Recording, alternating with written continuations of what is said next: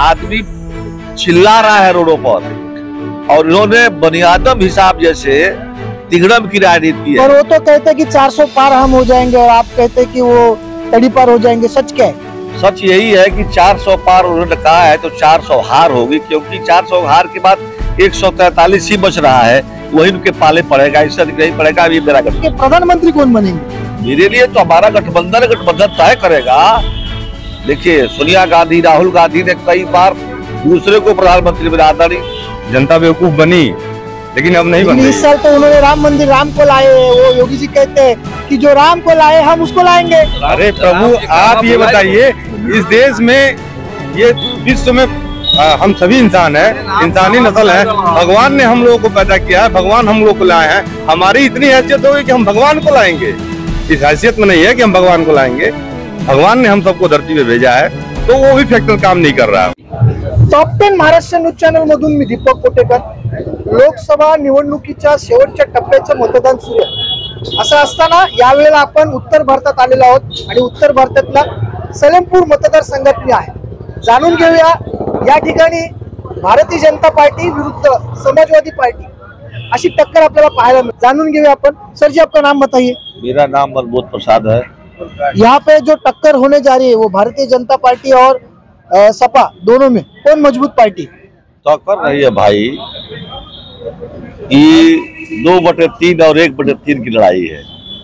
इसको टक्कर नहीं कहा जाता। टक्कर तो आमने सामने की होती है। वो तो 4 जून को पता चलेगा ना टक्कर है या नहीं। लेकिन आपको बता दूं, ये इंडिया गठबंधन है, ये इंडिया गठबंधन एक पवित्र गठबंधन है, और इस गठबंधन में हम लोगों ने गारंटी कार्ड लगाया है, और जीवन में 10 वर्ष जो है माननीय मोदी जी प्रधानमंत्री रहे, उनका कोई एजेंडा नहीं रहा है। मेरा लेकिन जैसी आघाड़ी इस समय बनी है वैसी 2019 में भी बनी थी, लेकिन दावे प्रतिदावे कुछ सच नहीं हुए।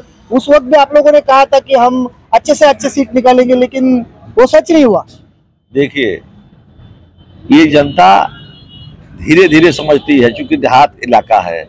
हमारे यहाँ किस्सा है कि चलती 40 बरिस, दशा 10 बरिस, दशा 10 बरिस से लोग बीत गई, अब दशा के उल्टा अब आई। वो पूरा होने जा रहा है, इसलिए पूरा होने जा रहा है कि इन्होंने देश पे जो विकास, बेरोजगार, नौकरी, पुलिस की भर्ती, चाहे किसी भी डिपार्टमेंट का, ऐसा इन्होंने कुछ नहीं किया कि जनता इससे प्रभावित हो। और महंगाई इतनी चरम सीमा पर पहुंच गई है कि आदमी चिल्ला रहा है रोडों पर, और इन्होंने बनियादम हिसाब जैसे तिगड़म की राजनीति की है। पर वो तो कहते कि 400 पार हम हो जाएंगे और आप कहते कि वो तड़ी पार हो जाएंगे, सच क्या है? सच यही है कि 400 पार उन्होंने कहा है तो 400 हार होगी, क्योंकि 400 हार के बाद 143 ही बच रहा है। चलो 400 पार नहीं आएंगे, लेकिन आपके अगर 400 पार आएंगे तो आपके प्रधानमंत्री कौन बनेंगे? मेरे लिए तो हमारा गठबंधन तय करेगा। देखिए, सोनिया गांधी, राहुल गांधी ने कई बार दूसरे को प्रधानमंत्री बना दी, मनमोहन सिंह को बनाया, लेकिन अपने नहीं बने। ऐसा कभी हुआ नहीं ना कि प्रधानमंत्री का कैंडिडेट घोषित नहीं है, तो आप अगर आपको इतना आत्मविश्वास है तो प्रधानमंत्री के आपके कैंडिडेट कौन है? मेरा भी तो एक गारंटी है कि मैंने तो एक गारंटी कार्ड छापा है कि सरकार बनेगी तो मैं 7,500-8,500 रुपया प्रति महीने गरीब परिवार के खाते में देगा। 1 लाख टका की क्या बात है? वो सुन तो लीजिए। उसके बाद उन्होंने कहा कि किसानों का जो हिसाब किताब बनेगा MSP को लेकर के, उस हिसाब से उनको काम करेंगे, कर्जा माफ करेंगे। दूसरा उन्होंने कहा था कि जो पेंशन है उसको दूना करेंगे, क्योंकि यहाँ के सांसद अभी जो चुनाव लड़ने जा रहे हैं, जो आपके अपोजिशन में, वो भी तो सांसद रह चुके हैं। वो सांसद रह चुके हैं, जरा उनसे पूछिए उन्हें काम क्या किया है 10 सालों में। सिर्फ मोदी के नाम पे जीतते हैं यहाँ तो अच्छा है ना। तो मतलब आप मानते हैं कि मोदी का नाम चलता है? ना, चला 10 सालों तक। जनता बेवकूफ बनी, लेकिन अब नहीं बनी। इस साल तो उन्होंने राम को लाए, वो योगी जी कहते हैं कि जो राम को लाए हम उसको लाएंगे। अरे प्रभु, आप ये बताइए, इस देश में, ये विश्व में हम सभी इंसान हैं, इंसानी नस्ल है। भगवान ने हम लोगों को पैदा किया है, भगवान हम लोग को लाए हैं। हमारी इतनी हैसियत होगी कि हम भगवान को लाएंगे। इस हैसियत में नहीं है कि हम भगवान को लाएंगे, भगवान ने हम सबको धरती पे भेजा है, तो वो भी फैक्टर काम नहीं कर रहा है उनका। मतलब बीजेपी के बुरे दिन उत्तर प्रदेश में आने वाले, बहुत बुरे दिन आने वाले हैं। यांचं असं म्हणणं आहे की उत्तर प्रदेश मध्ये भारतीय जनता पार्टीची कुठेतरी पिछाड़ी होणार है। सर जी, नाम बताइए आपका। अशोक कुमार भारती। क्या है उत्तर प्रदेश में, किसकी हवा है? उत्तर प्रदेश में इंडिया गठबंधन की हवा है। हाँ।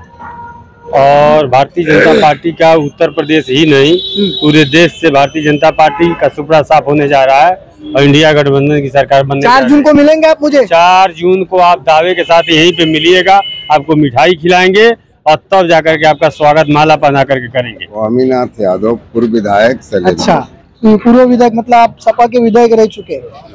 क्या फर्क हुआ जब सपा की सरकार थी और आज बीजेपी की सरकार है? क्या बदलाव हुआ है यूपी के अंदर? आपको क्या लग रहा है? मैं तो अभी दो दिन से मैं आया हूँ यहाँ पे। आप उत्तर प्रदेश की बात ना पूरी, पूरे भारत की बात। आप बम्बई से आए हैं, फिर बम्बई देखिए क्या है।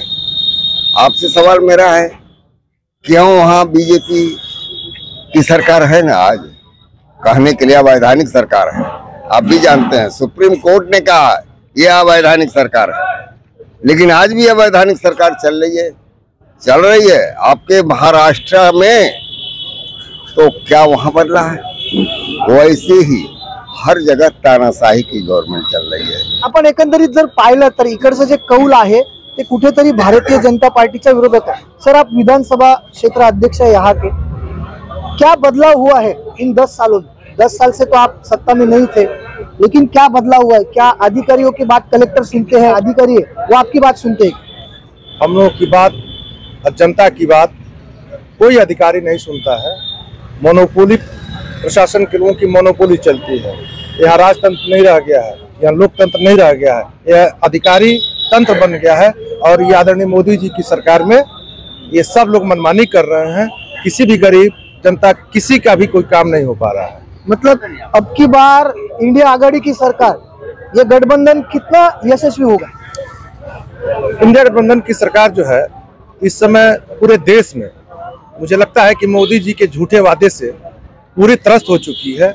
उन्होंने इस बार, उनके पास कोई गारंटी कार्ड नहीं है और जनता के बीच कहने के लिए कुछ भी उनके पास नहीं रह गया है। न कि रोजगार पर बोल सके, महंगाई पे बोल सके, दवाई पे बोल सके, पढ़ाई पे बोल सके, उनके पास कुछ रह ही नहीं गया है। वो सिर्फ और सिर्फ हिंदू और मुसलमान कह के और अयोध्या और धर्म के नाम पे वोट मांगना चाहते हैं और जनता इसको सुनना नहीं चाहती है। जनता इस सब चीजों को इग्नोर कर रही है, ये हटा रही है कि वोट हम उसी को देंगे जो इंडिया गठबंधन के उम्मीदवार और हमारी इंडिया गठबंधन के जो एजेंडा है उसमें सीधे सीधे एजेंडे में हम लोग गारंटी कार्ड जो हम लोग दिए हैं कि प्रत्येक परिवार में एक महिला को 8,500 रुपया मिलेगा। एक परिवार को 8,500 रुपया प्रति महीने मिलेंगे। हम उसके साथ साथ जो 400 रुपये, जो 40 रुपया रोज पाते हैं रसोईया खाने बनाने वाले विद्यालयों में, उसको 400 रुपया पर डे करेंगे। जो 200 रुपया इस समय हमारे रोजगार सेवक, ये क्या बोलते हैं, मनरेगा के मजदूर, उनको 400 पार करेंगे। हम लोग किसान की आय दोगुना करने की बात गारंटी कार्ड में रखे हैं। इसलिए ये सारी चीजों, जो गारंटी कार्ड हमारे जो इंडिया गठबंधन की आई हुई है, उससे पूरी जनता संतुष्ट है। इसलिए इस बार पूरे प्रदेश में और नहीं देश में भी मैं कह सकता हूं कि इंडिया गठबंधन के पक्ष में पूरी जनता वोट करने जा रही है। मुझे नहीं लगता है कि 400 पार की बात जो कर रहे हैं वो 400 इंडिया गठबंधन की हो जाए और शेष बचे जो उनका रहेगा। ही लढाई समाजवादी पार्टी आणि भारतीय जनता पार्टी यांच्यामध्ये आपल्याला दिसते। असं असताना आपण जर पाहिलं तर हे जे लोकसभाचं क्षेत्र आहे याच्यामध्ये काटेकी टक्कर आपल्याला पाहायला मिळणार। आता यांनी केलेले दावे हे कितपत खरे ठरणार आहेत हे 4 जूनच्या निकालालाच कळेल। कॅप्टन महाराष्ट्र, संबलपूर, उत्तर भारत।